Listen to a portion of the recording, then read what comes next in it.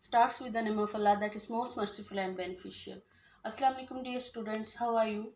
Today we will discuss about chemical bonding. आज हम पढ़ेंगे chemical bonding. ये केमिस्ट्री का चैप्टर नंबर 3 है.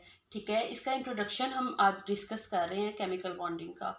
तो केमिकल बॉन्डिंग में हम बॉन्डिंग से रिलेटेड ही चीज़ें जो है ना, यानी बॉन्ड जो है ना, जो एग्जिस्ट करते हैं एटम्स और या मॉलिक्यूल्स के दरमियान में, वो आज हम डिस्कस करेंगे कि कितनी तरह के होते हैं और वो बॉन्डिंग फॉर्मेशन किस तरह से होती है. यानी कि ionic covalent coordinate covalent bonding for example हो रही है, तो उसमें कौन कौन सी चीज़ें इन्वॉल्व होती हैं. सो यहाँ पर सबसे पहले इंट्रोडक्शन हम आज पढ़ेंगे, जिसमें हमने यहाँ पर राइट डाउन कर लिया है कि एटम्स रिएक्ट क्यों करते हैं. सबसे बेसिक और सबसे कॉमन जो क्वेश्चन है वो यही है कि एटम्स क्यों केमिकल बॉन्ड बनाते हैं.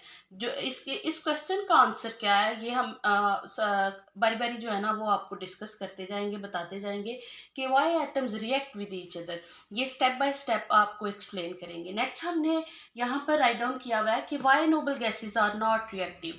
यानी सबसे पहला क्वेश्चन जो इंट्रोडक्शन में उसने किया हुआ है कि एटम्स क्यों केमिकल बॉन्ड बनाते हैं, उनकी वो क्या वजूहात हैं जिनकी वजह से एटम्स को केमिकल बॉन्ड बनाने पड़ते हैं.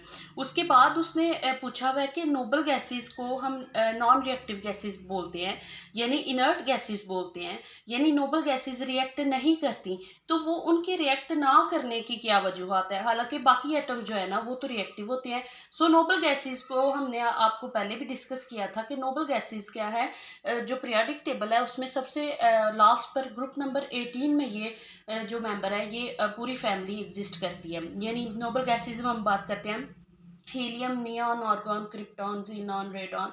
ये पूरा मेंबर है, ये पूरी फैमिली है जो कि नोबल गैसेस के नाम से जानी जाती हैं. यानी ये नॉन रिएक्टिव होती हैं, ये इनर्ट गैसेस होती हैं, ये रिएक्ट नहीं करती. ये सिर्फ खुद के साथ ही रिएक्ट नहीं करती, बल्कि ये दूसरे किसी भी एटम के साथ रिएक्ट नहीं करती. तो क्या वजूहात हैं जिनकी वजह से ये रिएक्ट नहीं करती. यानी हम पढ़ेंगे कि एटम्स खुद रिएक्ट करते हैं. यानी पीरियोडिक टेबल में बाकी जो जितने भी एटम्स हैं वो क्या करते हैं, वो रिएक्टिव होते हैं सिवाय नोबल गैसेस के. तो इनकी क्या वजूहात हैं, एटम्स क्यों रिएक्टिव होते हैं, एटम्स क्यों रिएक्शन करते हैं एक दूसरे के साथ या फिर बाकी अदर मेंबर्स के साथ जो है ना वो रिएक्ट क्यों कर रहे होते हैं, और नोबल गैसेस को क्यों नॉन रिएक्टिव कहते हैं. सो उसके बाद हम डिस्कस करेंगे. ये आपकी बुक में ही ये वाला पूरी आउटलाइन दी हुई है जो मैंने यहाँ पर लिखी हुई है. मैंने क्या सबसे पहले उन्होंने यही क्वेश्चन किया हुआ है कि एटम्स क्यों रिएक्टिव होते हैं और नोबल गैसेस क्यों नहीं रिएक्ट करती. उसके बाद उन्होंने डिफाइन किया हुआ है ऑक्टेट रूल को. यानी ऑक्टेट रूल क्या होता है, डुप्लेट रूल, ये ऑक्टेट रूल है, और यहाँ पर ये हमने क्या लिखा हुआ है, डुप्लेट रूल है. यानी कि डुप्लेट और ऑक्टेट रूल को आपने समझना है. डुप्लेट रूल क्या होता है और ऑक्टेट रूल क्या होता है, किस तरह से ये स्टेबल होता है एटम, इस तरह से कि ये दो रूल जब वो अप्लाई करते हैं यानी अटेन कर लेते हैं इन दो रूल्स को. उसके बाद है रूल्स अटेन, स्टेबिलिटी को अटेन करने के कुछ असूल हैं, वो यहाँ पर एक्सप्लेन किए हुए हैं बुक के अंदर. वो मैंने यहाँ पर उनको आउटलाइन ड्रा कर लिया है. यानी कि एटम्स जो हैं वो स्टेबिलिटी अटेन करते हैं किस तरह से, 3 तरीकों से. वो 3 तरीके मैंने यहाँ पर लिख दिए हैं कि एटम्स जो है ना वो स्टेबिलिटी अटेन करते हैं by losing electrons, by sharing electrons and by gaining their electrons. यानी या तो अपने इलेक्ट्रॉन्स को का लॉस करते हैं यानी निकाल देते हैं, या फिर उनको शेयर करते हैं. मतलब कि दोनों एटम्स के दरमियान में जो बॉन्ड बना होता है उसमें कोई भी एटम इलेक्ट्रॉन को लूज नहीं करता और दूसरा गेन नहीं करता. इसमें क्या होता है कि उन्होंने शेयरिंग की होती है. कंप्लीट लॉस ऑफ इलेक्ट्रॉन्स और कंप्लीट गेन ऑफ इलेक्ट्रॉन्स यहाँ पर नहीं होता. सो गेनिंग में क्या होता है कि एक एटम निकाल देता है और दूसरा उसको क्या कर लेता है, एक्सेप्ट कर लेता है, कबूल कर लेता है. यहाँ पर हम एग्जाम्पल डिस्कस करेंगे बारी बारी. यहाँ पर सबसे पहले हमने जो लूजिंग एटम जो लूज करता है उसमें सोडियम, क्लोरीन और क्लोराइड वगैरह की एग्जांपल्स यहाँ पर राइट डाउन की हुई हैं. अब हम आते हैं अपने क्वेश्चन के आंसर की तरफ. यानी एटम्स रिएक्ट क्यों करते हैं एक दूसरे के साथ. देखें, इस दुनिया में मौजूद तमाम एटम्स क्या करते हैं, अपनी एनर्जी को कम करने की कोशिश करते हैं. इस कोशिश में वो क्या कर रहे होते हैं, एक दूसरे के साथ एटम्स एक दूसरे के साथ मुंसलिक होते हैं, यानी वो बॉन्ड फॉर्मेशन कर रहे होते हैं। तो सबसे जो इजी आंसर है वो क्या है कि एटम्स क्या करना चाहते हैं, वो स्टेबिलिटी को गेन करना चाहते हैं। यानी कोई भी एटम उस वक्त मुस्तहकिम होता है या स्टेबल होता है जब उसकी इलेक्ट्रॉनिक कॉन्फ़िगरेशन जो है ना वो क्या हो जाए, अटेनेबल हो जाए, वो इलेक्ट्रॉनिक कॉन्फ़िगरेशन अटेन कर लें लाइक अ नोबल गैसेस। यहाँ पर यही लिखा हुआ है कि वो नोबल गैसेस की जैसे इलेक्ट्रॉनिक कॉन्फ़िगरेशन जो है ना वो अटेन करना चाहते हैं, वो स्टेबिलिटी अटेन करना चाहते हैं, वो मुस्तहकिम होना चाहते हैं, वो अपनी एनर्जी को डिक्रीज करते हैं यानी लो इन एनर्जी में आना चाहते हैं, वो अपनी एनर्जी को कम करने की कोशिश करते हैं किसके थ्रू, बाय बॉन्ड फॉर्मेशन, यानी बॉन्ड फॉर्मेशन के थ्रू वो अपनी एनर्जी को कम करते हैं। यहाँ पर हम एग्जाम्पल डिस्कस करते हैं। फॉर एग्जाम्पल हम कहते हैं कि जो सोडियम है वो क्या है, इलेक्ट्रोपॉजिटिव करेक्टर है। अब ये जो सोडियम है ये रिएक्टिव है, ठीक है, ये मेटल है और ये रिएक्टिव है। क्यों रिएक्टिव है? आप इसका आउटर मोस्ट शेल देखेंगे तो आप देखेंगे कि इसके पहले शेल में 2, आगे वाले में 8, और उसके बाद जो लास्ट वाला यानी आउटर मोस्ट शेल या फिर इसका जो बैरूनी शेल है उसमें कितने इलेक्ट्रॉन्स होते हैं? 1 इलेक्ट्रॉन होता है, क्योंकि इसका एटॉमिक नंबर क्या होता है? 11 होता है। सो सोडियम क्या करता है, यहाँ पर देखें इसने अपना ऑक्टेट कंप्लीट करना है। ये अपने ऑक्टेट को कंप्लीट करने के लिए ये जो इसका आउटर मोस्ट शेल है इसमें 1 इलेक्ट्रॉन रिमूव कर देता है।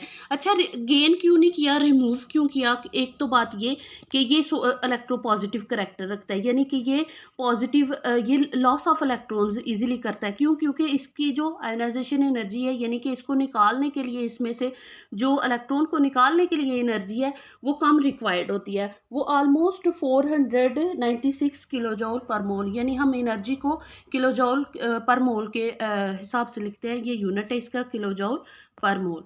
सो ये इतनी एनर्जी जो है ना वो रिक्वायर्ड होती है इसमें, इसके आउटर मोस्ट शेल में से इलेक्ट्रॉन को निकालने के लिए।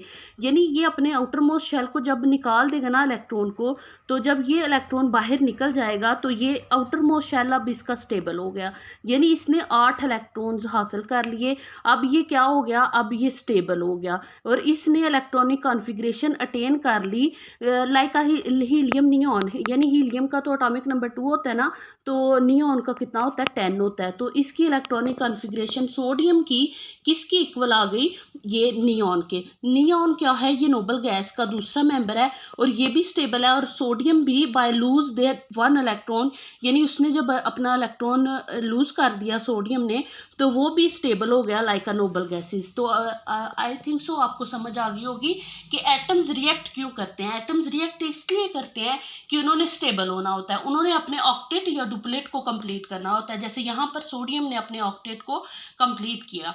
अब इसके लिए गेन करना मुश्किल था क्योंकि 7 इलेक्ट्रॉन लेना मुश्किल है। सो इसने क्या किया, अपना बाहर वाला 1 इलेक्ट्रॉन लूज कर दिया और वो स्टेबल हो गई। अब आते हैं नोबल गैसेस की तरफ। नोबल गैसेस जो है ना वो क्यों रिएक्ट नहीं करती?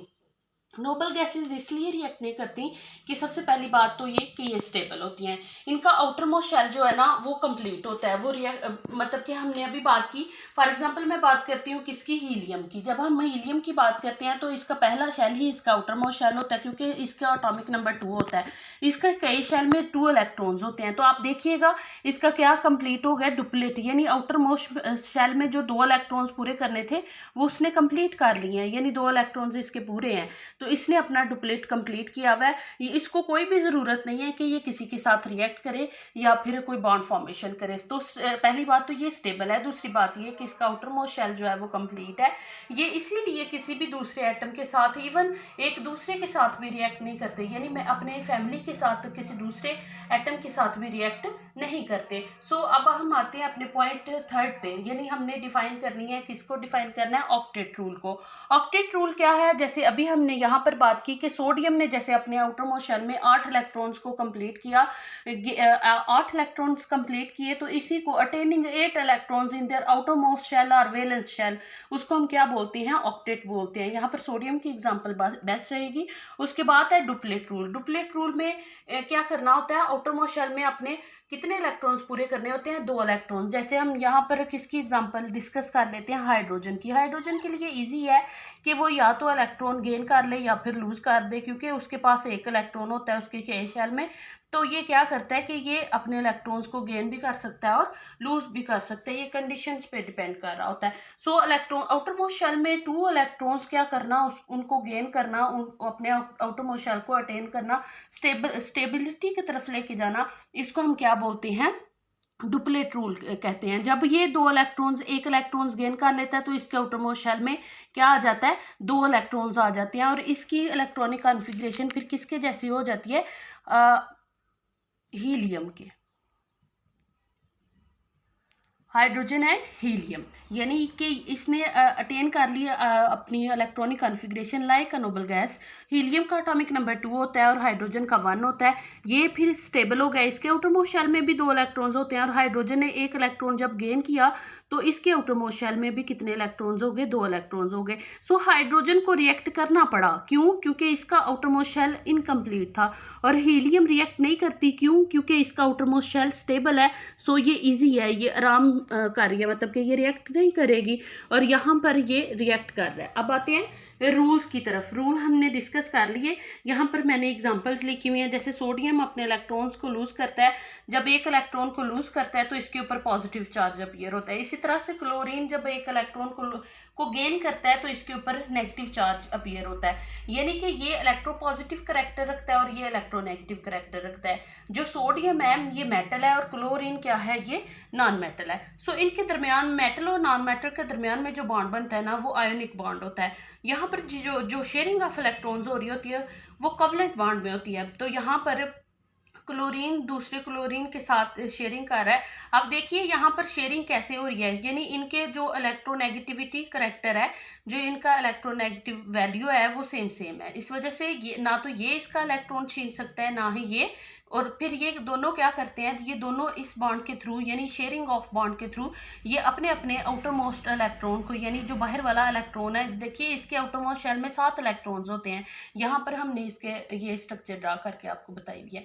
यानी कि इसके पहले शेल में कितने इलेक्ट्रॉन्स होते हैं, 2, आगे वाले में 8 होते हैं और लास्ट में कितने होते हैं, 7 होते हैं। यानी कि इसने क्या करना होता है, एक इलेक्ट्रॉन गेन करना होता है। सो फिर ये दोनों क्या करते हैं, जब ये दोनों बॉन्ड बनाते हैं क्लोरीन क्लोरीन, तो फिर दोनों अपना अपना ऑक्टेट क्या कर लेते हैं, बॉन्ड फॉर्मेशन के through, by sharing of electrons के थ्रू अपने बॉन्ड को क्या कर लेते हैं, कंप्लीट कर लेते हैं, यानी अपने ऑक्टेट को कंप्लीट कर लेते हैं और स्टेबल हो जाते हैं। यहाँ पर हमने ये सारा समझा कि एटम रिएक्टिव क्यों होते हैं, ठीक है, यानी बाकी एटम्स जो हैं वो रिएक्टिव क्यों है और नोबल गैसेस नॉन रिएक्टिव क्यों है। ऑक्टेट क्या होता है, डुप्लेट रूल क्या होता है, रूल्स स्टेबिलिटी को अटेन करने के कुछ रूल्स हैं, वो 3 रूल्स हमने डिस्कस किए।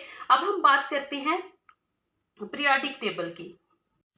अब हम पीरियोडिक टेबल से समझने की कोशिश करते हैं किसको, केमिकल बॉन्डिंग को। मीन्स टू से कि एटम्स बॉन्ड किस तरह से बनाते हैं और क्यों बनाते हैं, क्यों मेटल्स जो हैं वो इलेक्ट्रॉन्स को लूज करते हैं और नॉन मेटल्स जो है वो उनका गेन करते हैं। आप देखिएगा कि यहाँ पर ये ग्रुप नंबर 1 है, ये ग्रुप नंबर 2 है, ये ग्रुप नंबर 16 है, ये 17 है और ये 18 है। अब इनको कहते हैं अल्कली मेटल्स, इनको कहते हैं अल्कलाइन अर्थ मेटल्स। उसके बाद यहाँ पर मौजूद है ऑक्सीजन फैमिली, जिनको हम बोलते हैं चाल्कोस जीन, ठीक है। उसके बाद है ये हैलोजेंस और ये है नोबल गैसेस।